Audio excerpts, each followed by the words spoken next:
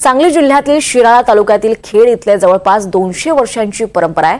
श्री भैरवनाथ देवाची बगाड यात्रा पारंपरिक वाद्य, गुलाल आणि खोबऱ्याची उधळण करत हा भैरवनाथाच्या नावाने चांगभलाच्या गजरात उत्साहात पार पडले। गावातील खबाले पाटील आणि माळी पाटील या दोन भावक्या या बगाडाच्या मानकरी आहेत। 1 वर्ष आड करून हा मान मिळतो।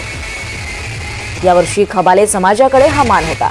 जागृत देवस्थान असल्यामुळे पंचक्रोशीतील भाविक इथे मोठ्या प्रमाणात दर्शनासाठी सकाळपासूनच त्यांनी गर्दी केली होती।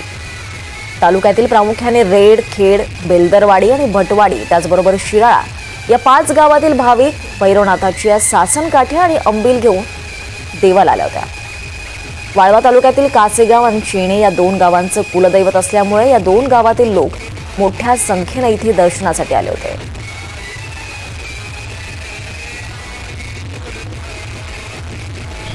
आणि त्या यात्रेमध्ये खबाले पाटील, माळी पाटील हे 2 पार्ट्या एकत्र येऊन ही यात्रा गुढीगुलाबीनं, समतानं, प्रेमाने, एकमेकांना संमतीनं पार पाडतात। हा आनंद असल्यामुळं खेड, वेड, शिराळा, भटवाडी, बेलदरवाडी अशी 5 गावची लोक यात्रेला वर्षाला येतात।